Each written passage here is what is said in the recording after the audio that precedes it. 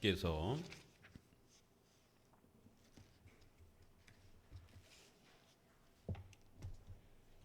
1장 7절입니다.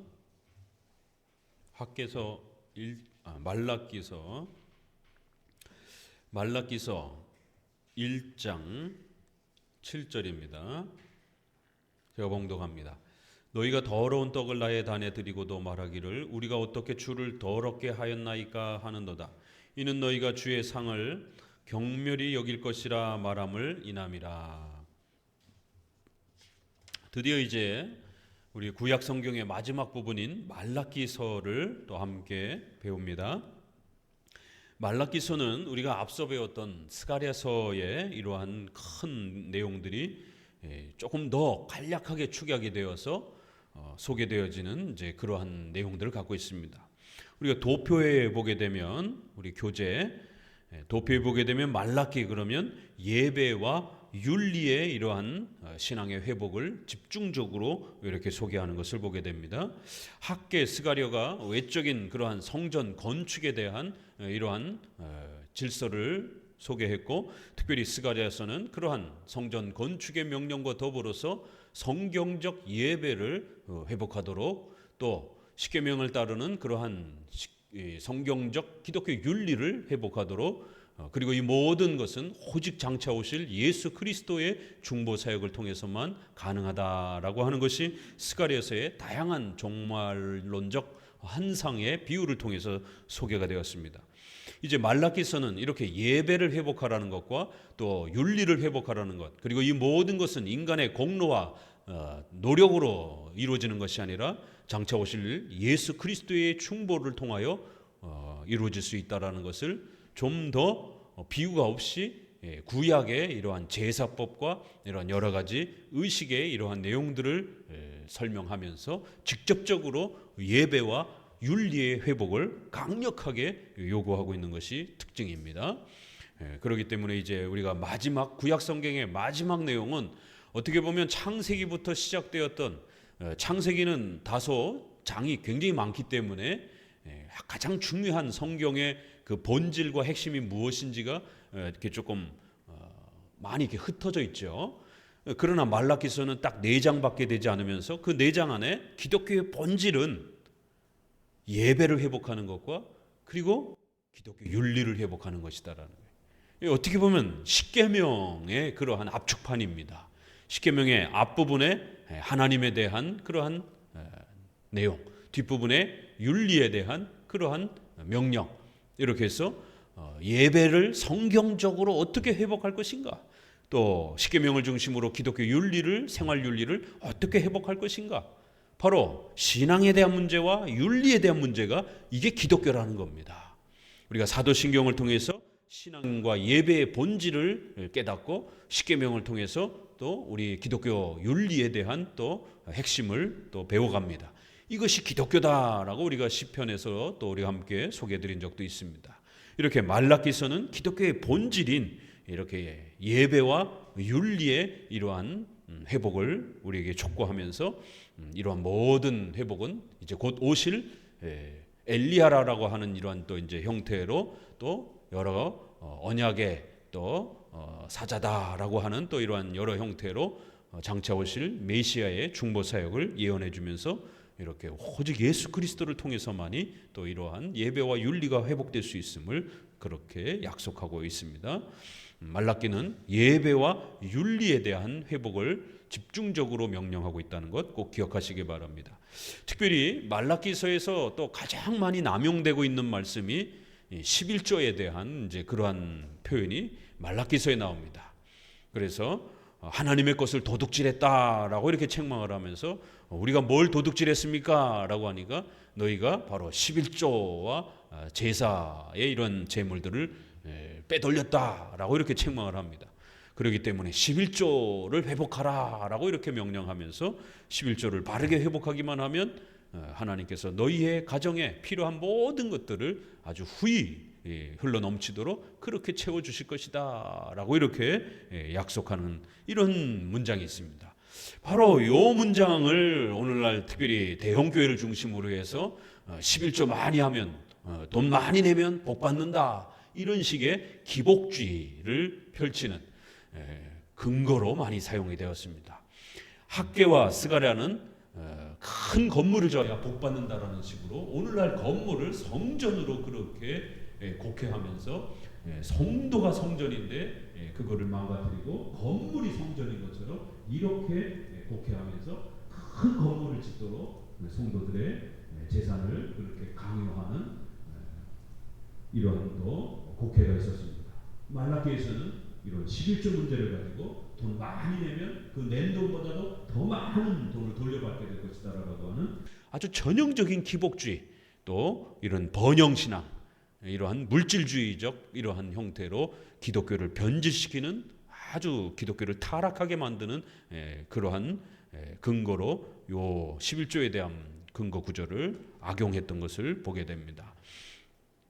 신약에서는 요한 3서 1장에 있는 그러한 내용이 잘된 같이 내가 범사에 또 모든 것에 또 잘되고 육신이 강건하기를 바란다라고 하는 이 표현을 순복음교회에서 삼박자 축복이라고 그렇게 변질시키면서 영혼이 구원받으면 반드시 부자가 되고 육신의 건강함을 얻는다라고 하는 결국 기독교를 물질주의적인 번영신앙, 기복주의로 그렇게 돈을 쫓는 그런 종교로 타락시켰던 것입니다.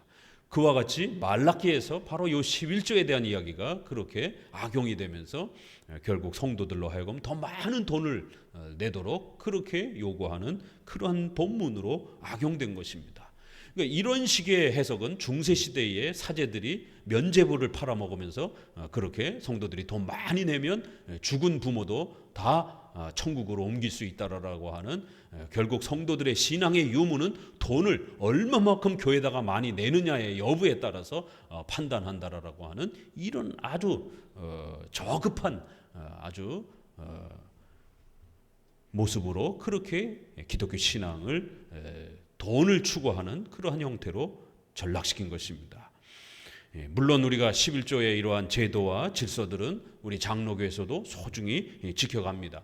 그러나 그렇다고 해서 결국 11조의 그러한 내용이 우리 기독교 신앙의 모든 것인 것처럼 그렇게 성도를 돈으로 평가하고 그렇게 돈으로 모든 것을 또 복을 평가하는 그러한 기복주의는 아닌 것입니다. 그렇기 때문에 어떤 문맥 속에서 어떤 의도 속에서 그 11조 이야기가 나왔는지 잘 또 우리가 헤아려야 됩니다. 그래서 이러한 본문 때문에 결국 어떤 일이 벌어집니까? 한쪽에서는 겉봐라, 성경에 문자적으로 11조 많이 하면 부자가 된다라고 하지 않았느냐? 그러니까 너가 부자가 안 된 거는 너가 11조를 안 해서 그런 거야. 이러한 기복주의, 거기에 대한 반발로 진보적 이런 자유주의적 개혁주의를 표방하는 또 이런 분들은 성경의 11조는 그거는 율법이다 이러면서 11조를 폐기해야 된다라고 주장을 하면서 결국 11조 헌금에 대한 이러한 자발적 헌금까지 다 폐기시키면서 자유를 주장을 하는, 돈으로부터 성도는 자유해야 된다라고 하면서 유형 교회에 대한 성도들의 신앙적 책임과 의무까지 다 없애버리는 아주 이기적인, 그렇게 이기적인 성도로 그렇게 만들어버리는 이런 일이 극단히 또 11조의 헌금 자체를 폐지시켜버리는 극단적인 또 이러한 역사 속에 해석들이 나옵니다. 그래서 종교개혁 시대 때에도 11조 폐지를 부르짖었던 사람들은 재세례파입니다. 이걸 명심하셔야 돼요. 그렇기 때문에 오늘날 개혁주의자들 안에 11조 폐지 운동을 펼치는 그런 목회자들과 신학자들이 있습니다. 재세례파의 그러한 가르침이라는 걸 명심하셔야 됩니다. 반대쪽에는 그렇게 또 율법주의적으로 로마 카톨릭처럼 오늘날 대형교회처럼 그렇게 기복주의 방식으로 11조를 신앙의 기준으로 삼으려고 자꾸 이렇게 하는 또 이러한 돈을 추구하는 또 이러한 형태도 또 잘못된 것이다라는 겁니다. 그렇기 때문에 성경 해석이라고 하는 건 이렇게 중요한 겁니다. 자, 예배를 어떻게 회복할 것인가? 자, 그러면 우리는 예배와 관련해서 큰 주제가 있죠. 결국 성경적 예배는 오늘 우리 시대에 어떤 예배가 논쟁이 있습니까? 장로교회의 예배론, 성경이 명령한 그 예배만 우리가 받아들여야 된다라고 하는 제2계명 우상 숭배하지 말라를 예배에 대한 명령으로 받아들여서 그림으로 형상으로 예배를 만들지 말라라는 거예요. 그렇게 구성하지 말라라는 거예요. 결국 예배를 어떤 방법으로 드려야 되는 것인가에 대한 2계명을 해석하면서 성경이 가르치고 명령하는 그 예배를 받아서 지켜야 된다라는 것. 이걸 우리가 규정적 원리, 제한적 원리, 또 예배의 명령적 원리라고 이렇게 표현하는 겁니다. 그런데 골로새서에 있는 것처럼 예배를 드리는 게 중요한 것이지 어떤 예배를 드리느냐는 중요하지 않다. 예배를 안 드리는 게 문제지 예배를 많이 드리겠다라는데 그게 뭐가 문제냐. 그렇기 때문에 사람들이 좋아하는 예배, 사람들이 흥미를 끌 수 있는 그런 예배, 지루한 예배는 드려서는 안 된다라는 것이에요. 찬송도 지루한 찬송은 하면 안 된다라는 거예요. 너무 긴 그런 따분한 설교하면 안 된다라는 것이에요. 너무 긴 예배 드려서는 안 된다라는 것이에요. 아주 재미난 예배, 아주 드라마틱한 예배, 아주 그 흥미가 넘치는 그런 식으로 사람들이 좋아하는 예배를 드려야 된다.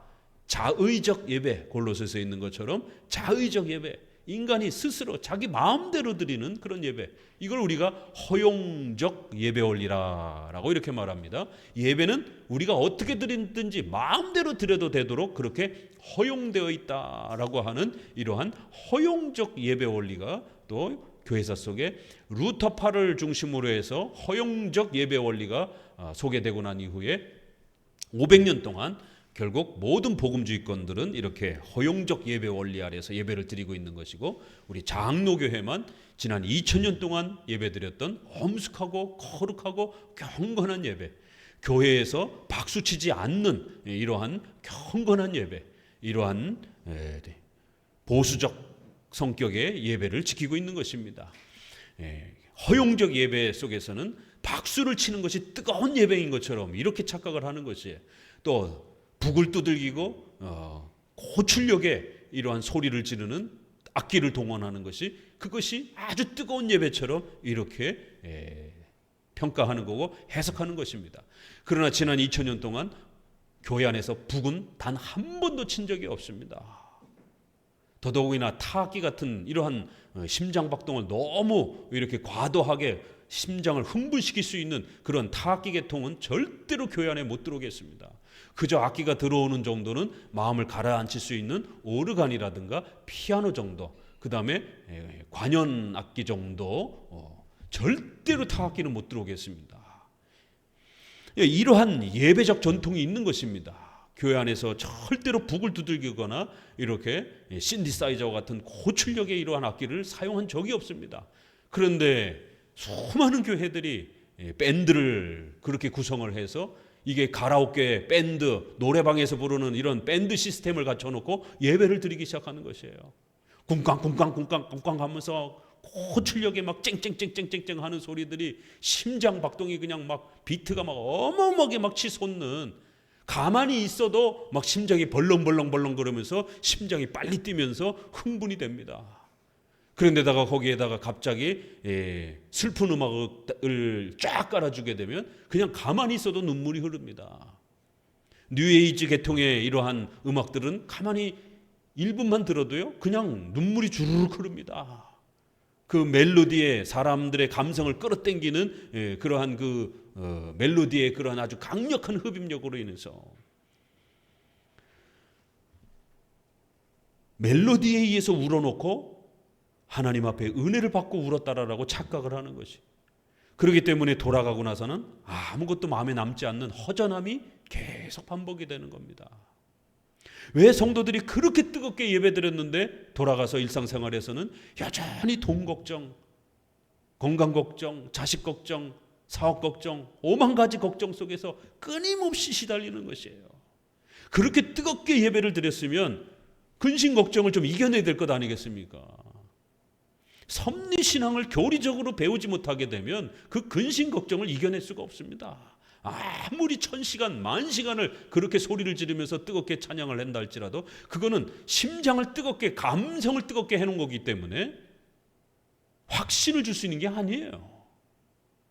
마음을 뜨겁게 만들어 놓은 거지. 그러면은 24시간 내내 고출력의 음악을 틀어놓고 자기 감성을 계속해서 나는 아무 걱정 없어, 아무 걱정 없어 이렇게 하고 살 수는 없잖아요. 일상생활할 때는 그런 음악도 없고 차분한 가운데 이성적으로 일상생활을 하면서 살아야 됩니다. 그러면은 오만 가지 근심이 다시 또 마음으로 밀려드는 것입니다. 예배가 교리 중심으로, 설교 중심으로, 말씀 중심으로 형성되어 있지 아니하면 그 근심 걱정을 막아줄 수가 없는 거예요. 그 인간의 부패와 악으로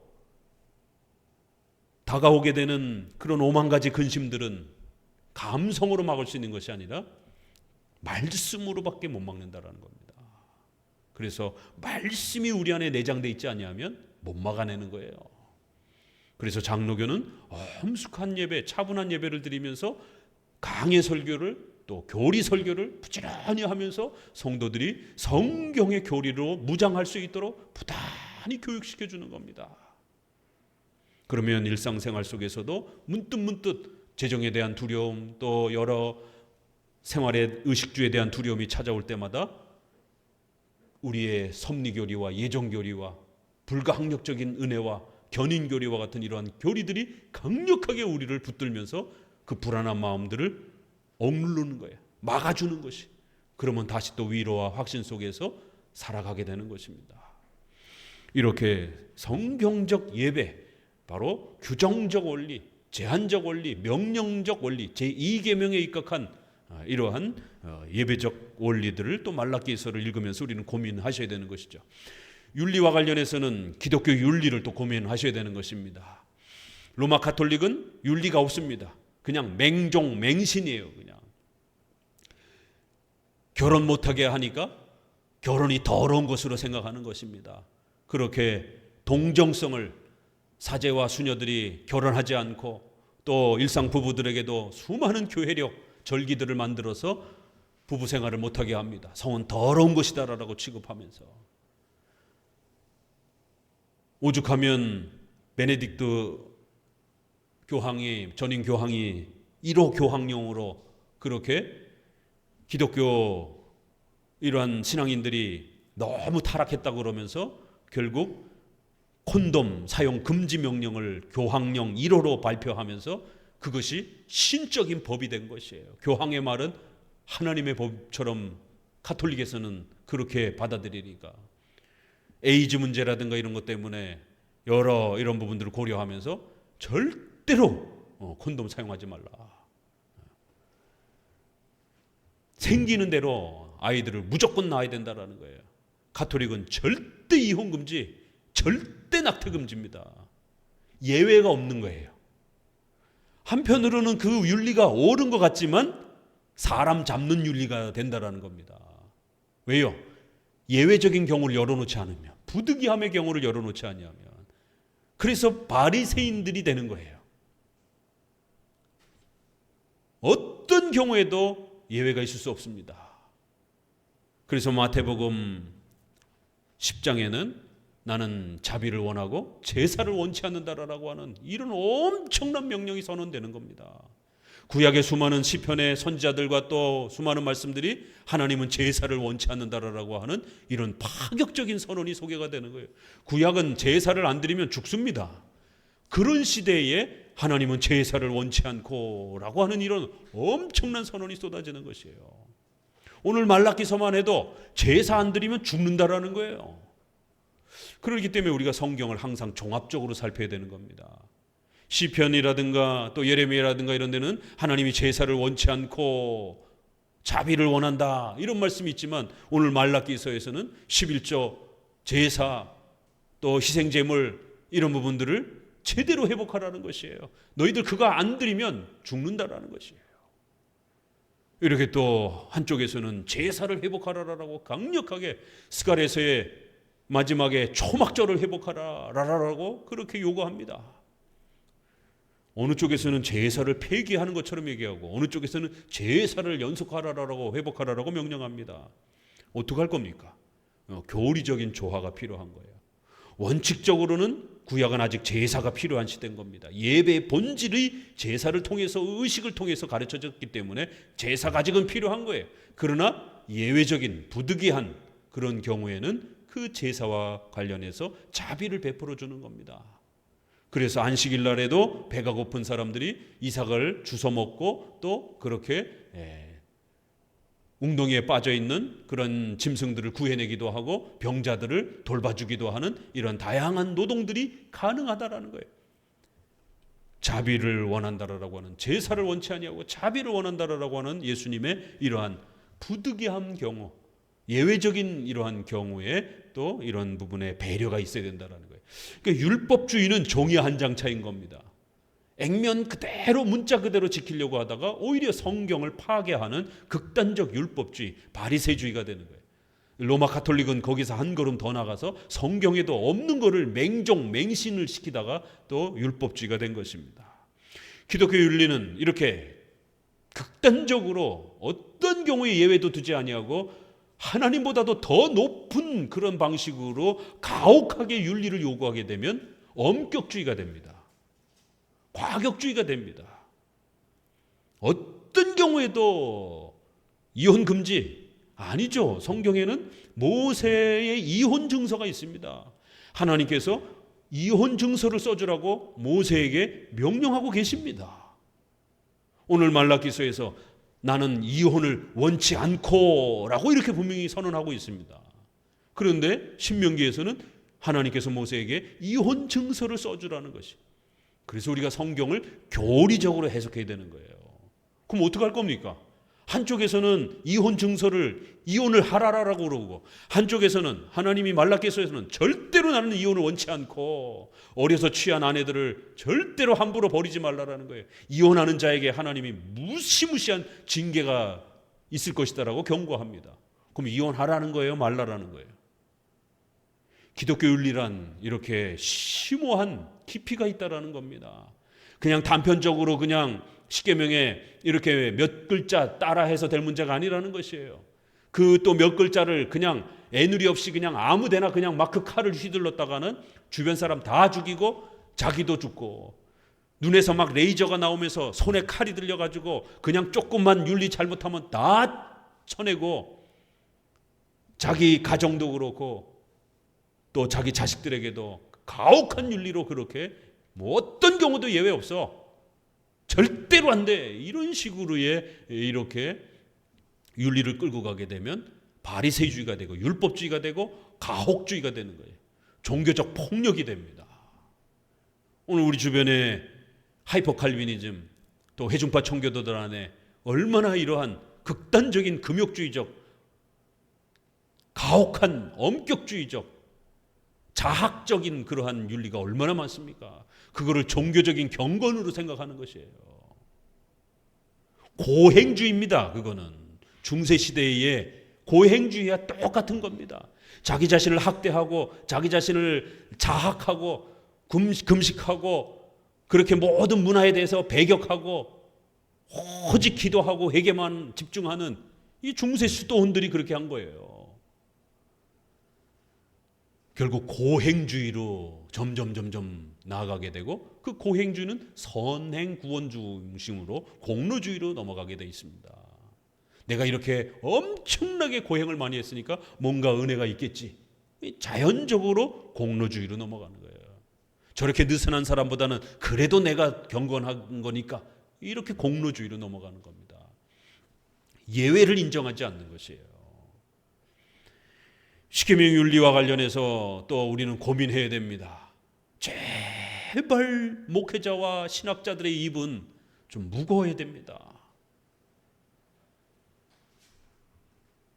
일본이 원전 처리수, 오염수 그 단어 갖고도 지금 싸우고 있는데, 아무튼 원전 그 오염수를 방류하는 문제 때문에 그 이후로부터 페이북에 소위 진보주의적인 개혁주의자들, 아니 저쪽 동네에 복음주의권 내는 둘째치고 우리 개혁주의 동네에 안에서도 난리가 났어요. 목회자들이 난리가 났습니다.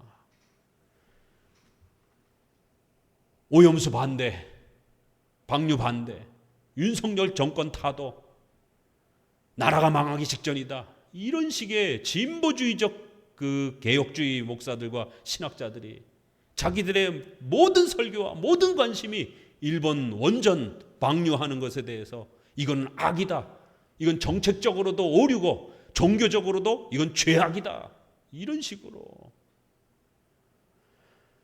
신념에 함몰되어서 정치적 이데올로기와 신념에 함몰된 목회자들이 복음을 정치화시키는 거예요. 이걸 우리가 정치신학이라고 그럽니다. 동성애 신학을 뭐라 그래요? 큐어 신학이라고 그러잖아요. 흑인 신학, 여성 신학, 해방 신학, 환경 신학, 그리고 정치 신학이 있는 거예요. 이 자유주의자들의 복음에는 관심이 없는 거예요. 이신칭의에는 관심이 없는 거예요. 온통 환경, 여성, 흑인, 해방, 귀어, 정치, 사회정의, 이게 마치 구원이고 이것이 마치 천국인 것처럼 자유주의의 이런 정치 이데올로기에 함몰된 개혁주의 목사들이 그 소중한 신학의 이 가치들을 훼손하고 있습니다. 제가 코로나 시절에 문재인 정부가 이 방역 정책을 펼치고 있을 때 수많은 우파적 성향을 가지고 있는, 정치적 우파의 성향을 가지고 있는 목회자들과 성도들에게 제발 백신 맞으면 2년 안에 죽는다라는 이런 음모론에 빠져서도 안 되고, 그런 음모론을 공유해도 안 되고, 생명이 직결된, 성도들의 생명이 직결된 이 문제들을, 의학을 종교화시키지 말라라고. 목사가 의사입니까? 백신을 맞으면 죽을지 안 죽을지 그거를 목사가 어떻게 하냔 말이에요. 그리고 그 백신이 우리나라 진보 정부가 만든 겁니까? 화이자, 뭐지? 모더나, 맞나요? 다 미국에서 만든 거잖아요. 우리나라 진보 정부는 못 믿겠으면 미국에서 만들어진 거잖아요. 미국 회사에서 만들어서 직영으로 그렇게 미국에서 공수를 해서 맞은 거란 말이에요. 가지고 온 거란 말이에요. 그럼 우리나라 진보 정부의 방역 정책은 못 믿었다면 미국 백신이니까 안심하고 맞아라. 제발 정치를 종교화하지 말아라. 의학을 종교화하지 말아라. 저도 문재인 정부의 반기독교적인 정책과 이런 차별금지법, 동성애에 대해서 끊임없이 반대하는 사람이지만, 그러나 성도들의 생명이 달린 이 윤리 문제는 진보 정부라 할지라도 그들이 방역에 책임을 갖고 있다라면 따라야 된다. 왜? 현 정부의 통치권을 갖고 있고 그 현 정부가 방역 정책을 주도하고 있기 때문에 그들이 주도하는 방역 정책이라도, 진보 정부가 운영하고 이끄는 방역 정책이라 할지라도, 진보 정부 자체가 마음에 안 든다 할지라도 그 방역 정책에 대해서는 따라야 된다. 마스크도 쓰고 거기서 제시하는 그런 여러 가지 위생 방법이라든가 이런 부분들을 따라 하십시오. 그래서 교회도 마스크 쓰고 또 거리 두기도 하고 또 손 씻기도 하고, 백신도 자신의 자유 판단에 따라서 맞으면 되는 거고, 또 질병이 있는 사람들은 좀 조심하면 되는 것이고, 방역은, 의학은 의학대로 존중해야지 그거를 왜 목사가 맞으라 말라 그렇게 종교적으로 신앙의 영역으로 죄가 된다 안 된다 이렇게 적용을 하면 어떡하냔 말이에요. 성도들은 생명의 위협 앞에서, 또 신앙의 양심에 죄가 되니 안 되니, 백신을 맞으면 죄인이 된 것처럼 이런 참혹한 해석들을 목회자들이 남발하면서 윤리가 땅바닥에 떨어지는, 세상 사람들로부터 손가락질을 받는 반의료적인, 반이성적인, 반과학적인, 반합리적인 이 몰상식함들을 어떻게 할 거냔 말이에요. 자, 그런데 정부가 바뀌었습니다. 어떤 일이 벌어지고 있죠? 원전에 이 처리하고 남은 이러한 폐수들은 전 세계 모든 원전을 가진 나라들은 다 그렇게 바다로 방류하고 있습니다. 다만 일본은 이제 사고가 난 그런 차이만 있는 것이죠. 원전에서 나온 그런 찌꺼기 물이기 때문에 원전 그러한 오염수 처리소들은 다 전 세계가 방류하고 있는 것이.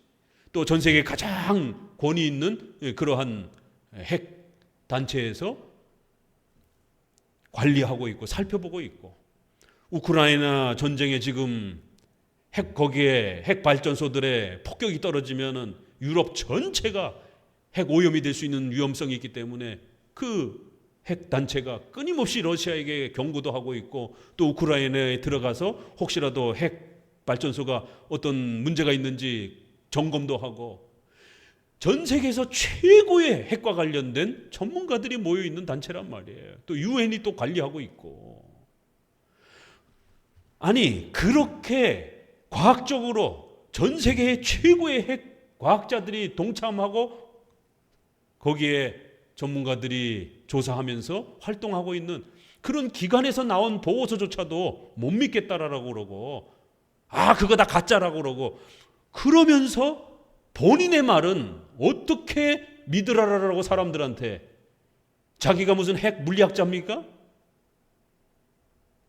아니, 비전문가의 말은 어떻게 믿으라라고 그렇게 자신 있게 말을 합니까?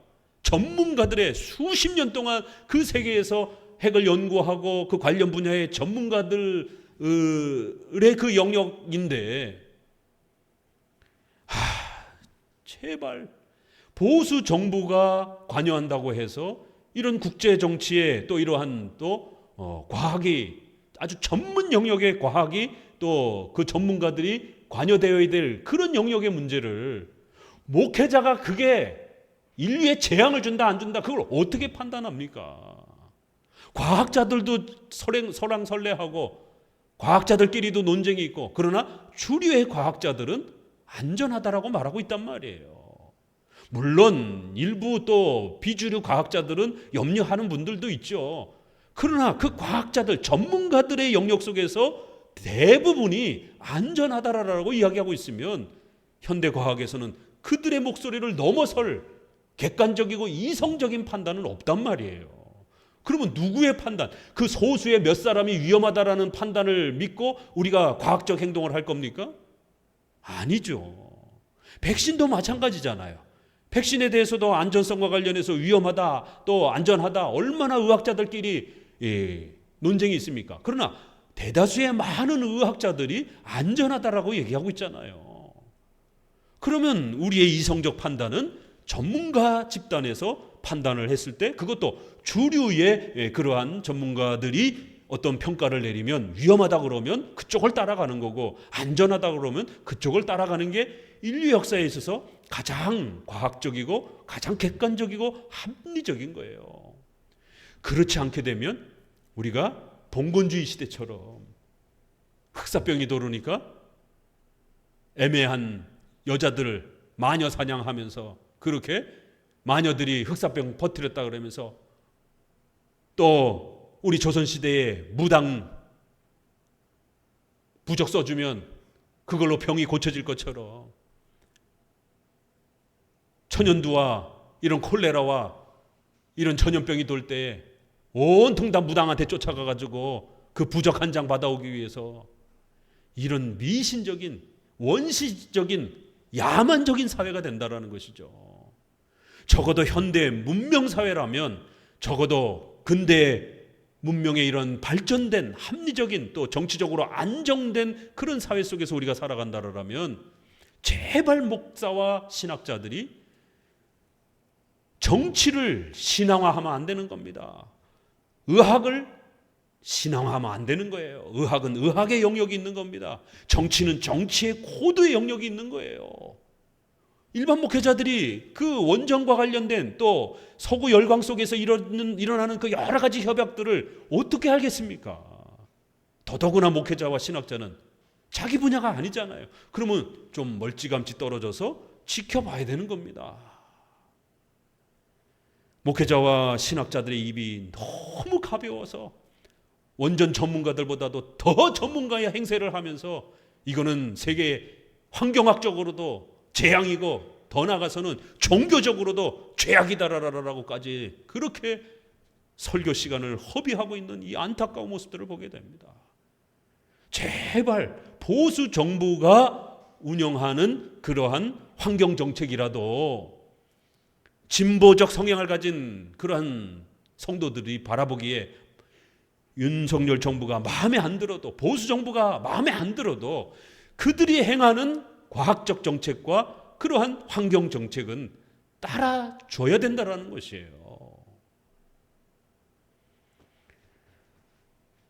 그러면 저를 양다리 걸친 신학자라고 또 이렇게 욕할 겁니까? 아니죠. 우리는 영역 주권이 있는 겁니다. 각각의 고유한 영역, 하나님이 주신 고유한 지식의 영역이 있다란 말이에요. 의사는 의사가의 집단이 있고, 과학자는 과학자 집단이 있고, 예술가는 예술가의 집단이 있는 거예요. 그 각각의 영역을 존중하는 겁니다. 그래서 목사도 함부로 그들의 영역을 빼앗지 않는 것이에요.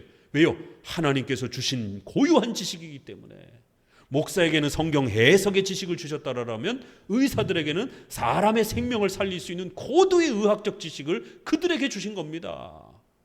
목사가 함부로 의사의 고유한 그 전문적 지식을 침해서는 안 된다라는 거예요. 이게 영역 주권인 겁니다.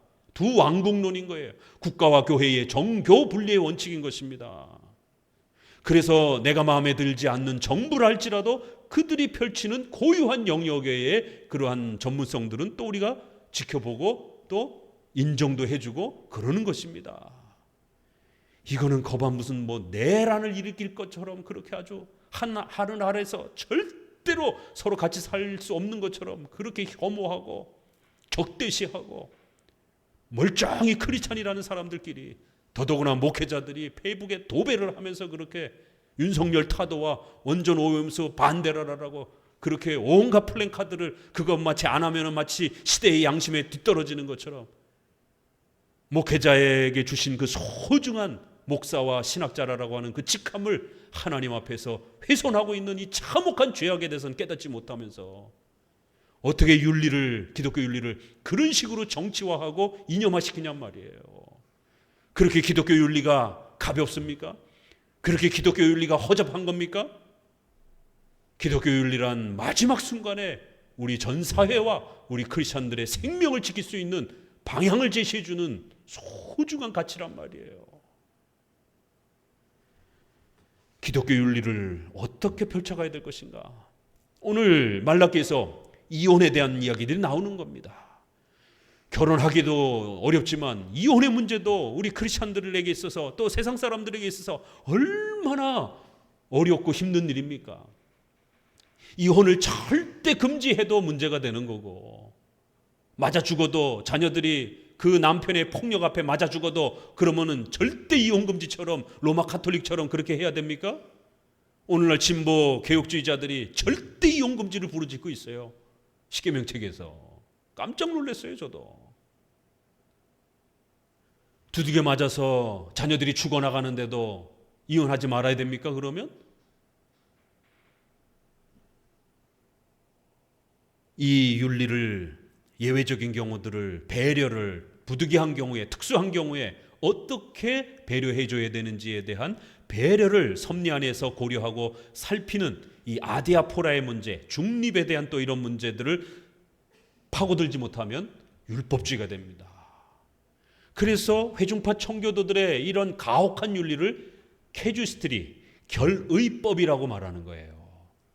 모든 성도들의 생활을 전부 다 법제화해서 강력하게 그렇게 순결과 성결을 요구하는 그러한 세칙법이라는 것이에요. 모든 윤리를 세분화시켜서 법제화시키는 거예요. 이걸 결의법이라고 그러는 거예요.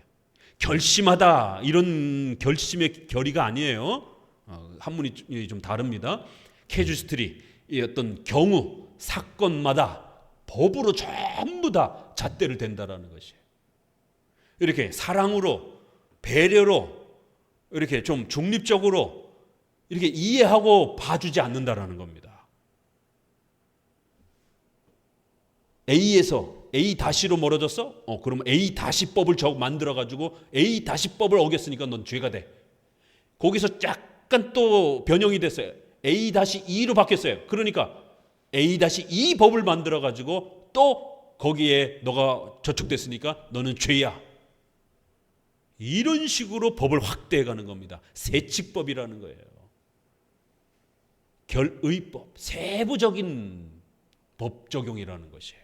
그러나 우리는 십계명은 보편적으로 적용하는 겁니다. 이렇게 큰 원칙 아래의 개념으로 보편이라는 말은 기계적인 이런 말의 반대말이에요. 유기적인 말, 종합적으로, 보편적으로의 말이 반대말이 기계적이고 단편적이고 직선적으로 이렇게 반대말이 형성이 되는 거예요.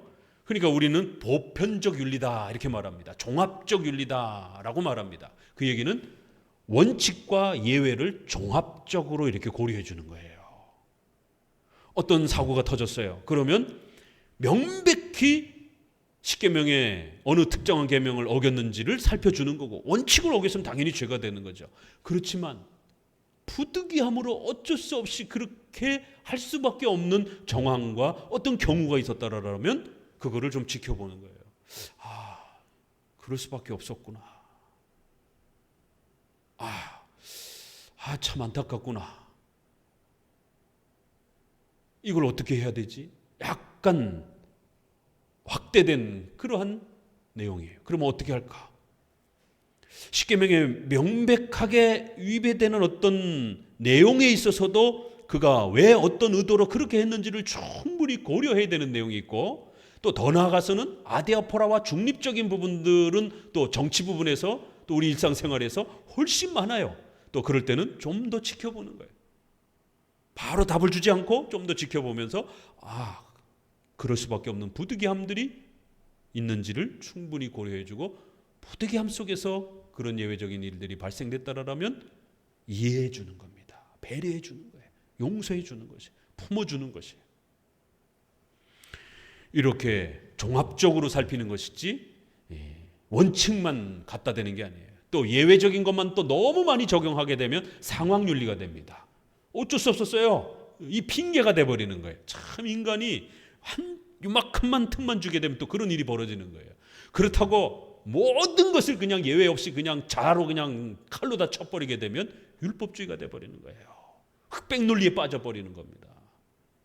말라기서 딱 4장밖에 안 되지만 이런 엄청난 우리가 지금까지 배웠던 기독교 신앙의 근본, 신앙은 이러해야 된다, 윤리는 이러해야 된다라고 하는 아주 엑기스가 하나는 11조 문제를 가지고, 우리 성도들 돈 제일 예민하잖아요. 11조 문제를 가지고 풀어봐라라고 숙제를 탁 던진 겁니다. 11조 해야 됩니까? 말아야 됩니까? 이건 너무 하라라고 요구하면 성도들이 시험 들고, 안 하면 교회가 붕괴가 되고 딜레마에 빠지는 거예요. 구약에도 그렇지만 지금도 그런 겁니다. 결국 신앙의 관점 아래서 이 헌금의 문제를 어떻게 접근하느냐가 고도의 이 통찰력과 성경 해석에 대한 이해와 연구가 필요하다라는 겁니다. 그렇게 단편적으로 해결할 수 있는 문제가 아니라는 것이에요. 자, 윤리 문제. 벌써 코로나 얘기 나왔죠. 그 오염수에 대한 이런 정치학적인 문제 나왔죠. 수많은 이런 복잡한 문제들을 성경에 문자적으로 나와 있지도 않아요. 그럼 이거를 어떻게 확대 해석하고 거기서부터 적용점을 끌어내서 때로는 성도들의 생명이 좌우되는 그런 심각한 문제도 있고, 또 복잡한 그러한 또 이러한 정치 문제도 있고, 또 단순한 우리의 김치찌개를 먹어야 될지 된장찌개를 먹어야 될지 양복을 입어야 될지 캐주얼을 입어야 될지 이런 또 단편적인 그러한 또 선호도에 대한 중립적인 그런 문제들도 있는 것입니다.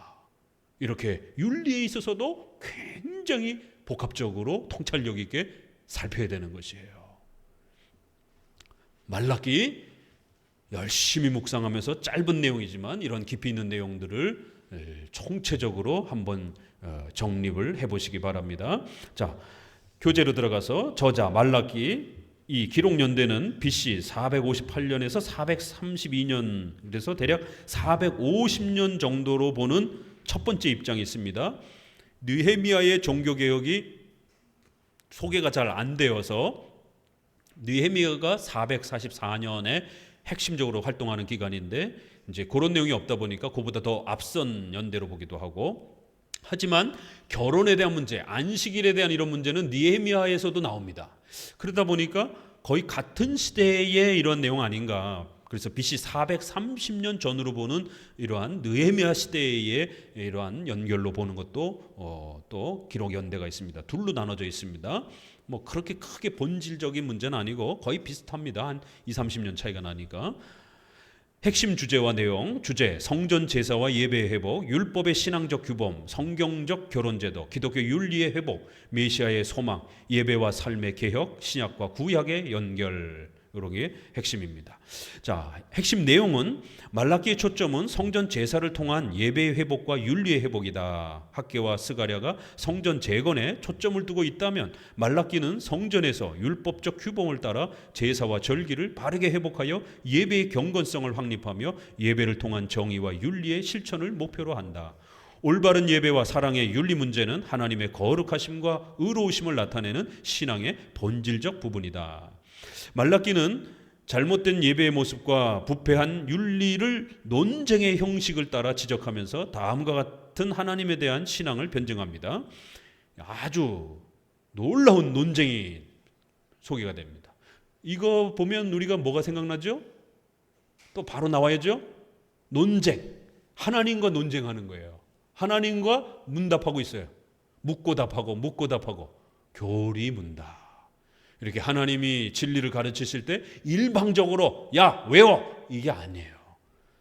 질문도 해주시고 또 답도 주시고 또 더 깊은 부분으로 또 더 전진하면서 또 질문하고 또 답을 주시고, 이렇게 성경을 배우는 교리문답 방식으로 말라기서가 이렇게 소개되고 있는 구조를 가지고 있습니다.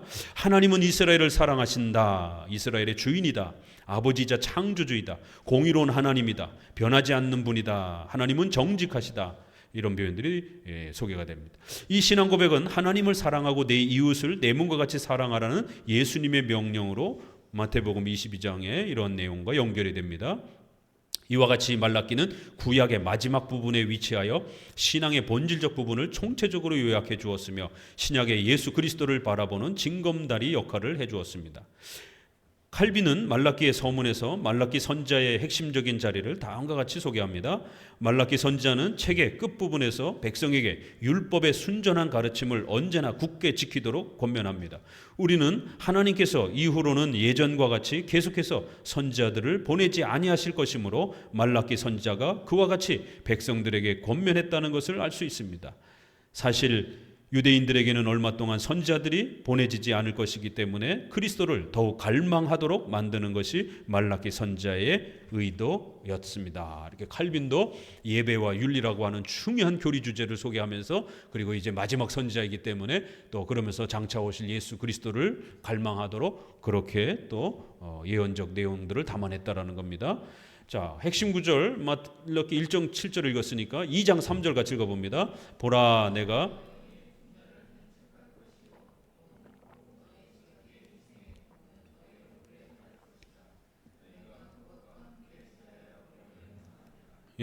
이렇게 희생의 똥을 너희 얼굴에 아주 그냥 쳐 바를 것이다라는 이런 아주 심각한 책망도 나옵니다. 뭐 때문에 이런 책망을 받는지 우리가 들여다봐야 되는 겁니다. 2장 14절 너희는 이르기를 어찌미니까 하는도다. 같이 읽으세요. 이는 취한 아내의 일찍이 증거하였음을 인함이니라. 그는 내 짝이요 너와 맹약한 아내로되 내가 그에게 괴사를 행하도다. 결혼 문제. 3장 8절 사람이 어찌 하나님의 것을 도적질하겠느냐. 그러나 너희는 나의 것을 도적질하고도 말하기를 우리가 어떻게 주의 것을 도적질하였나이까 하는도다. 이는 곧 11조와 헌물이라. 4장 6절 그가 아비의 마음을 자녀에게로 돌이키게 하고 자녀들의 마음을 그들의 아비에게로 돌이키게 하리라. 돌이키지 아니하면 두렵건대 내가 와서 저주로 그 땅을 칠까 하시느니라. 자, 3번의 큰 특징, 이제 첫째 문장, 말라기는 구약 성경 중에 가장 논쟁적인 책입니다. 시적 리듬과 대꾸법, 이렇게 서로 A, B로 마주대해서 이렇게 부정과 긍정을 또 이렇게 긍정을 또 서로 연결해서 이렇게 대꾸, 상대적으로 이렇게 표현하는 것을 대꾸법이라고 합니다. 또 토론식으로 계시를 전달하고 있습니다. 특히 논쟁은 증언, 질문, 논박이라는 형식으로 구성되었습니다. 이런 논쟁적 문답식 문체는 당시에 회의주의적인 백성들과 논쟁을 통해 하나님의 말씀을 변증하려는 저자의 의도적인 표현입니다. 이 외에도 만군의 여호와가 이르노라는 표현이 20회 이상 소개되며 창조주로 시작하는 성경은 말라기에 와서 저주로 마칩니다. 헤렘이라고 하는 이러한 표현. 그래서 우리가 영어 성경을 보게 되면 영어 성경은 이제 히브리어하고 좀 비슷한 구조가 맞춰져요. 그래서 with a curse 이렇게 해서 curse라고 하는 그 저주라는 단어가 정말 마지막에 이렇게 단어적으로도 배치가 됩니다. 이제 우리 성경은 언어 구조가 좀 다르기 때문에 저주로 이제 이런 표현이 좀 안으로 들어가 있는데, 이렇게 해서 하나님 전지전능하신 하나님이 20회 이상 이런 강하게 표현되어 있고, 그리고 마지막은 저주라고 하는 이런 아주 무서운 또 표현이 또 이렇게 담깁니다. 이 저주는 계시록 22장 21절에 주 예수 그리스도의 은혜가 모든 자들에게 있을지어다라는 고백되는 은혜의 선언과 대조를 이루기도 합니다. 구약은 저주로 끝나요. 단어 자체가. 신약은 은혜로 이렇게 또 끝나는 독특한 그런 구조가 있습니다. 이외에도 4장 4절 결론적 구절이 또 이렇게 요약 형태로 소개되고요. 가장 중요한 특징은 너희는 이르기를 이렇게 표현이 계속 반복이 되면서 논쟁의 형식을 6개의 질문과 답으로 정리해서 주제가 더 선명하게 드러나도록 하는 부분입니다. 자, 그럼 각각의 논쟁은 6개의 논쟁이 있는데 하나씩 구별해 보면은요, 하나님의 사랑에 대한 논쟁. 이거 보면은요, 오늘 우리의 성도들이 하나님 앞에 따지고 원망할 때 늘 던지는 그 질문들이요, 또 문장입니다. 이걸 보면 결국 신앙과 예배와 관련된 신앙과 윤리의 문제가 이러한 기독교 신앙의 본질이 제대로 확립이 안 되면 똑같은 원망이 하나님께 쏟아져 나온다는 거예요. 3000년 전 성도들이 원망할 때 쏟아내는 그 주제들이나 오늘날 성도들이 하나님에 대해서 성경을 잘 몰라가지고 하나님에 대해서 원망할 때 쏟아내는 그 질문들이나 똑같다라는 거예요. 첫째, 하나님이 우리를 사랑하는가? 하나님이 날 사랑하나? 이 주제.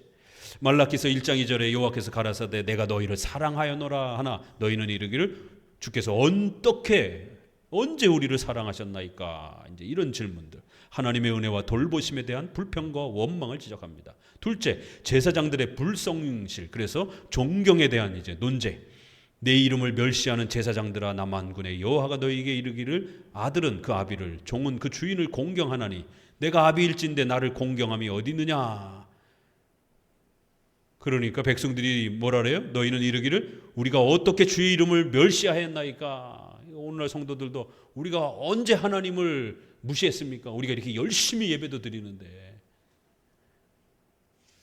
그러면서 자기들은 절대로 하나님을 멸시하지 않은 것처럼 너희가 더러운 떡을 나의 단에 드리고 이런 표현들이 쏟아져 나옵니다. 성경적인 제사, 예배 방법을 존중하지 않고 형식적인 제사 모습만 유지하고 있는 외식주의, 자의적인 예배를 책망합니다.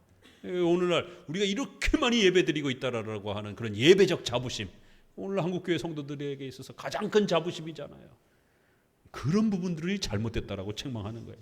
세 번째, 언약을 어김, 헌신에 대한 논쟁. 여기도 보게 되면 우리 열조의 언약을 욕되게 하느냐, 어찌하여 우리 각 사람이 자기 형제에게 괴사를 행하여 우리 열조의 언약을 욕되게 하느냐. 그러면 이제 성도들이 언제 우리가 형제들을 이렇게 괴사를 행했습니까? 이제 이렇게 또 따지게 되는 것이죠. 교회 공동체의 질서와 헌신을 파괴한 죄를 지적합니다. 윤리가 이제 다 망가져 있는 이제 이런 부분들. 공의에 대한 논쟁. 네 번째, 우리가 어떻게 여호와를 괴로우시게 하였나이까. 이런 반문. 의인이 고난을 받고 악인이 잘 되는 듯한 현실의 모순을 보고 섭리적인 하나님의 공의와 정의를 불평합니다. 선지자는 선과 악을 신비롭게 다스리는 섭리적 성화의 원리에 대한 무지를 지적합니다. 기독교인들인데 십계명대로 안 살아요. 오늘날 교인들은 십계명대로 살면 바보 된다라고, 십계명대로 살면 가난해진다라고. 이렇게도 생각하는 거예요. 그래서 교회 안에서 십계명 안 가르칩니다. 안 따라합니다. 바로 그걸 지적하는 거예요. 하나님의 공의와 이러한 정의를 망가뜨리는, 오히려 악하게 살아야 잘 된다라고, 의인으로 살면 가난해진다라고, 이런 식으로 떠들어대는 거예요. 그런 반기독교적 윤리 행위들이 하나님을 괴롭게 하는 것이다라는 거예요. 다섯 번째, 회개, 도적질에 대한 논쟁. 이렇게 해서 하나님께로 돌아와라. 그러니까 너희는 이르기를 우리가 어떻게 하여야 돌아갑니까? 사람이 어찌 하나님의 것을 도적질하겠나이까? 어떻게 주의 것을 도적질하였나이까? 이런 질문들. 바로 성전 제사와의 11조와 헌물을 무시하고 변형시킨 형식적 제사 모습을 책망하십니다. 즉 올바른 예배에 대한 공경과 순종을 지적합니다. 오늘날에도 가장 우리가 개혁주의 교회를, 개혁주의 신앙을 펼치려면 가장 큰 반발이 뭐예요? 예배론에서 먼저 부딪히잖아요. 왜 장로교는 시편 찬송을 하지? 지루하게. 뜨겁게 예배를 찬송을 불러야 되는데. 그래서 우리가 이런 시편 찬송 강해 설교를 소개해 주려면 아주 난리를 치는 거야. 막 강해 설교 힘들어서 못 듣겠다고. 시편 찬송 지루해서 못 부르겠다라고. 그러면서 자신들의 그러한 출처도 없는 그러한 예배들을 마치 가장 성경적인 것처럼, 하나님의 것을 빼앗지 않은 것처럼, 도적질을 하고도 도적질하지 않은 것처럼, 그렇게 이러한 예배의 이러한 외식주의를 책망하는 것입니다. 여섯 번째, 악한 말과 섬김에 대한 논쟁. 우리가 무슨 말로 주를 대적했나이까? 이러면서 선행하며 고난받는 섭리적 생활을 이해하지 못하고 악을 행하는 것이 더 낫다고 불평합니다. 앞부분에서 나온 말이 또 잠깐 더 확대가 됐어요. 그 결과 백성들은 십계명을 따라 말씀에 순종하는 성화적 삶을 버렸습니다. 자, 본격적으로 성전의 예배 회복과 관련해서 예배론. 바벨론 포로 귀환 후 성전이 재건되었지만 건축 이후 80년 이상 지나면서 제사장들과 백성들은 형식주의와 성전 제사에 대한 회의주의로 빠져들었습니다. 부패하고 변질된 성전 제사의 영향력은 이방 여인과의 자폰, 이혼, 간통, 거짓맹세, 가난한 자들에 대한 학대 형태로 나아갔습니다. 성전 제사의 부패 문제는 결국 레위와 세운 나의 언약은 생명과 평강의 언약이라, 이런 말씀의 지적처럼 하나님께 대한 신뢰와 믿음과 언약적 책임과 약속 전체를 이런 붕괴시키는 독이 되었습니다. 이런 소중한 언약들이 망가진 거기 때문에 그렇다라는 거예요. 따라서 말라기서는 여호와께서 가라사대 내가 너희를 사랑하였노라, 이런 언급과 함께 언급과 같이 예종론적인 선택에 기초한 하나님의 사랑에 대한 근본적인 물음을 이제 던집니다.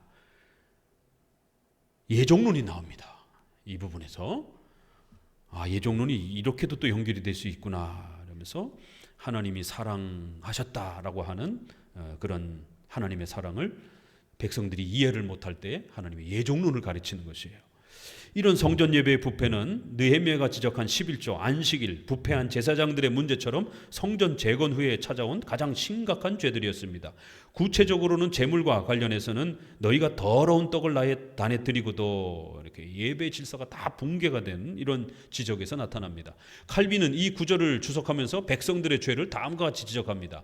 사실 제사장들은 하나님께서 금지시키는 그러한 제물을 가리지 않고 받기보다는 차라리 거절했어야 했고, 그러니까 자기 주머니에 재물이 들어오니까 온갖 부족한 재물들도 다 그냥 받은 거예요. 제사장들이 돈독에 올라가지고.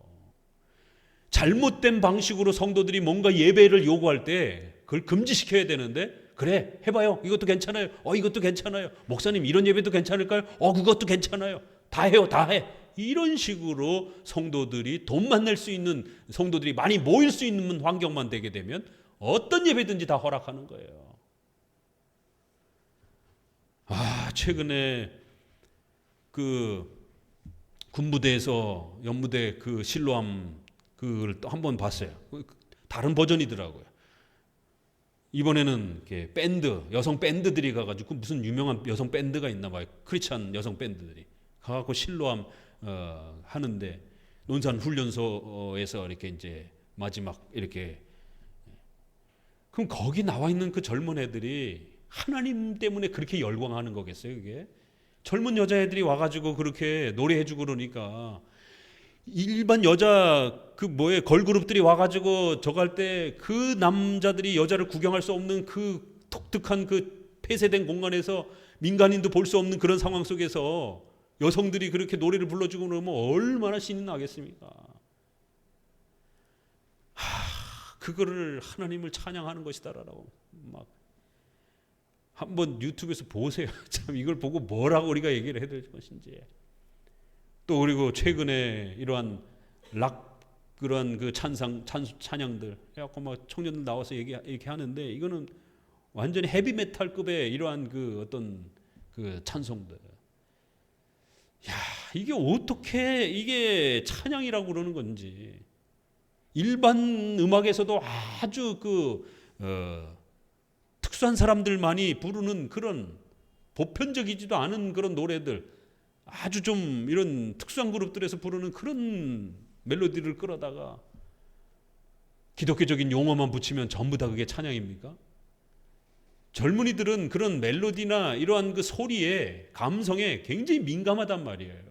그렇기 때문에 거기에 하나님 가사가 있든 없든 상관없이 그런 멜로디를 딱 오픈해 주게 되면 열광하게 되는 거예요. 젊은 사람들이기 때문에. 그거를 은혜 받은 모습처럼 이렇게. 그러니까 이제 그런 노래를 부르려니까 그런 복장이 또 필요하잖아요. 그러니까 또 이제 그런 락하는 애들처럼 옷도 그렇게 복장도 꾸미고 와가지고 찬양대가, 야, 참 이거 예배의 타락이 이렇게까지 정말 타락해 가는가? 이거 무슨 콘서트지 이게? 제발 그러한 요구되어지는 성도들이 요구하는 예배를 막아야 되는데 성도들이 헌금만 많이 하면 됩니까? 아니죠. 예배를 가르쳐야죠. 차라리 거절했어야 된다는 거예요. 하나님의 성전을 잠갔어야 했다. 즉 백성들의 이러한 무관심은 하나님께 대한 예배를 모독하는 것에 지나지 않기 때문에 제사장들은 엄하게 그것을 반대했어야 한다. 이런 구약의 단의 성격은 하나님께서는 유대인들로 하여금 자신이 그 중에 스스로 거처를 정하셨다라는, 하나님이 예배를 정하신다라고 하는, 예루살렘의 그 단에서만 제물을 바치라고 하는 그 제한된 명령을 준 거예요. 다른 제단에서는 절대로 제사를 드려서 안 된다라고 하는, 이것은 하나님이 스스로 거처를 정하신다는 사실을 기억하도록 하기 위해서 예배를 가르친 것이다라는 거예요. 말과 마음의 악함과 관련해서 이는 너희가 말하기를 하나님을 섬기는 것이 헛되니 만군의 여호와 앞에 그 명령을 지키며 슬프게 행하는 것이 뭐가 유익하느냐. 만약 이제 그런 걸 반대하니까 뭐라고 반문해요? 그 제사 너무 힘들어요. 그런 엄격한 그런 하나님이 명령한 그런 예배, 그런 찬송, 너무 지루해요. 그게 뭐가 유익이 됩니까? 오늘날 시편 찬송, 강해 설교, 하나님을 섬기는 것이 헛되니 여호와 앞에 그 명령하신 대로 그런 예배를 지키고 엄숙하게 슬프게 이렇게 행하는 게 뭐가 유익이 됩니까? 그거 지루해서 못 드립니다. 이렇게 반문하는 거예요.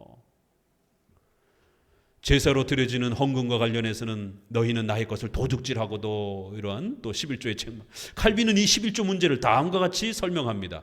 그들이 모두 탐욕에 사로잡혀 있으며 자신의 이익에만 눈이 어두워 성전과 제사장들을 돌아볼 생각조차 하지 않았기 때문입니다. 칼빈도 보세요. 이게 어디 11조를 폐지하라는 설명입니까? 아니죠. 11조를 폐지했기 때문에 어떤 일이 벌어졌는가? 제사장들을 방치하는 일이 벌어졌다라는 거예요. 제사장들이 먹고 살 일이 막막해졌다라는 거예요. 바로 그걸 책망한다라는 거예요. 그렇기 때문에 구약의 11조 제도는 중요한 원리였다라는 겁니다. 왜요? 종교 지도자들을, 전임 사역자들을 보호하고 먹여 살려야 되는, 왜요? 그들은 예배 전문가들이기 때문에, 성경을 가르치는 율법의 교육자들이기 때문에. 그렇기 때문에 오늘날도 목회자들의 생계 문제를 1순위로 교회 정치론에서는 칼빈도 제네바 정치모범에서, 또 프랑스 정치 헌법에서, 존 낙스의 치리서에서 가장 우선적으로는 목회자의 사례비의 문제를 확보하도록, 이 문제를 재정적으로 어떻게 확보할 것인지를 우선적으로 다룹니다. 성전과 제사장들을 돌아볼 생각을 하지 않는, 그들이 얼마나 모렴치한 자들이었는지를 보여준다. 사람들이 헌물을 바친다고 해서 하나님에게 무슨 유익이 생기는 것은 아닙니다. 그러나 하나님께서는 자신에 대한 예배를 위해 정해두셨던 자신의 몫을 마땅히 요구하고 계시는 셈입니다. 하나님은 돈이 부족해서 성도들에게 11조 가져오라고 그러는 게 아니라는 거예요. 그런 질서를 하나님이 세워놓으시고 제사장들, 전임 사역자들이 예배를 집례하고 율법을 가르치도록, 그렇게 인간을 세워서 율법을 가르치도록 선생 역할을 하도록 한 거예요. 우리 지난 설교처럼. 그래서 이 땅에도 또 이 시대에도, 신약시대 이후에도 여전히 목사를 세워서 성경을 가르치도록 그렇게 전임 사역자를 하나님은 두시고 성경을 교육시킨다라는 거예요. 하나님이 직접 신비한 음성으로 성도들을 가르치는 게 아니라는 거예요. 그러면 형식은 바뀌었지만 여전히 오늘날도 전임 사역자들에 대한 사례비 문제는 교회의 존립의 문제에 필수적인 일이 되는 겁니다. 목회자가 사례비가 없는데 어떻게 교회에 봉사를 하겠습니까? 교회를 떠날 수밖에 없는 상황이 되어버리는 것이죠. 구약과 똑같은 일이 벌어지는 것이. 이것은 하나님의 뜻을 기리며 동시에 그분의 예배에 속한 것은 무엇이든지 그분의 것으로 생각하도록 가르치려고 하는 것입니다. 칼빈은 모세오경에서 11조의 의무는 제2계명에 대한 내용으로 적용하여 구약의 제사 규범의 중요한 원리로 설명합니다. 따라서 11조 형식을 구약적 맥락에서 이해하지 않고 이 구절을 근거로 단지 하나님의 물질적 축복을 받아내는 어떤 율법주의적 수단으로 왜곡하는 것은 성경의 문맥 자체를 완전히 무시한 해석이라고 할 수 있습니다. 이 기복주의 방식으로 11조를 사용하면 안 돼요. 그러나 그렇다고 해서 또 11조를 완전히 폐지시키면 또 안 된다는 것이죠. 다만 11조를 구약에서 경건의 규범으로 사용했듯이 오늘날도 예배의 한 부분과 경건의 훈련의 한 부분으로 적용될 수 있다라고 설명하는 겁니다. 경건의 규범, 목회자를 돕고 세우는 그러한 율법의 선생님들을 보호하는 그러한 교회의 질서를 세우는 규범으로 설명했다라는 거예요. 개혁교회는 종교개혁의 전통을 따라 율법주의적 11조가 아니라 신앙 고백 형식으로 11조 개념을 보존시켰습니다. 박윤수 목사님도 이렇게 설명합니다. 즉 구약적 의식법 형태는 중단됐지만 그 본질적 의미는 신약에 그대로 보존되는 겁니다. 이런 원리에 대해서 최순직 박사는 자신의 헌금론 논문 중에서 자발적 의무 헌금으로 표현하며 다음과 같이 설명합니다. 누가 11조 헌금을 공격하는가? 종교개혁은 이러한 것을 크게 개선한 것은 사실이나 교회에 대한 11조 헌금 제도를 폐지하지는 않았다는 데 의미가 있다. 그러나 11조를 오류라고 폐지를 주장한 것은 스위스의 제세례파뿐이다.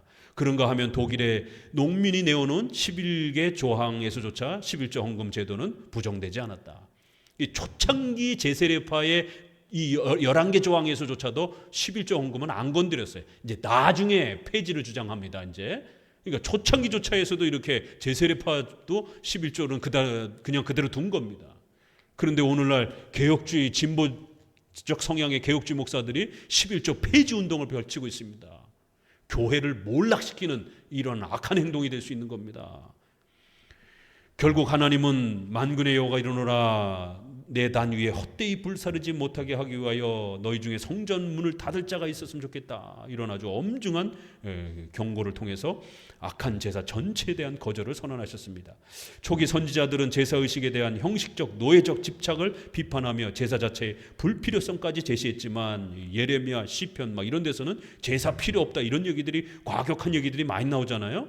그런데 말라기는 율법의 명령에 따라 올바른 제사의식과 순종은 여전히 구약시대의 중요한 신앙의 형식임을 강조합니다.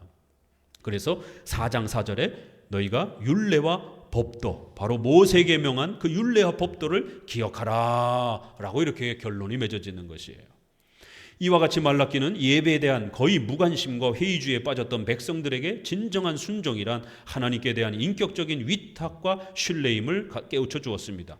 그리고 이 신앙은 모세 율법에 따라 희생제물, 11조, 제사, 절기 등의 여러 가지 명령의 실천과 종교적인 의식에 충실할 때 실현된다고 가르쳤습니다.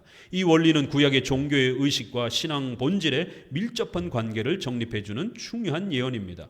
제사의식만 강조하면 형식주의와 의식주의에 빠지게 빠지게 되고 종교의식이 없이 내면적 본질만 강조하면 무질서와 개인주의적 신앙만 강조되어 공동체적인 교회 질서 전체가 파괴될 수 있습니다. 신앙의 내면적 본질과 이를 유지하고 보호할 수 있는 예배 규범에 대한 외적인 종교의식에 적절한 조화는 개혁교회가 추구하는 예배 원리의 핵심입니다. 신령과 진정으로의 내적인 고백도 중요하지만 또 장로 정치를 따라 이러한 장로교회의 예배적 외적 질서도 또 형식에 맞게 중요하다라는 거예요. 이 두 가지가 잘 조화가 돼야 됩니다. 마지막 세 번째 기독교 윤리 회복 결혼제도. 잘못된 제사 의식의 변질과 부패는 백성들의 삶과 도덕적 윤리에 직접적인 영향을 끼쳤습니다. 그 결과 이스라엘 백성들은 내가 심판하러 너에게 임할 것이라 그러면서 거짓 맹세, 삭슬 주지 않는 것, 과부와 고아를 압제하는 것, 말씀처럼 비윤리적 악행들을 행합니다. 말라기는 그 중에 대해서 대표적으로 불법적인 이혼과 이방 여인과 재혼을 통하여 우상 숭배에 빠졌던 결혼에 대한 문제를 제일 심각하게 비판합니다. 말라기가 지적하는 결혼의 부패는 이렇게 어려서 취한 아내, 맹약한 아내 이런 표현들, 이런 말씀과 같이 불법적인 이혼의 문제로 시작합니다. 합법적인 아내를 버리고 자신의 욕망을 따라 이방신의 딸과 결혼하면서 간음과 부정한 악행들을 행하여 가정을 파괴했던 것입니다.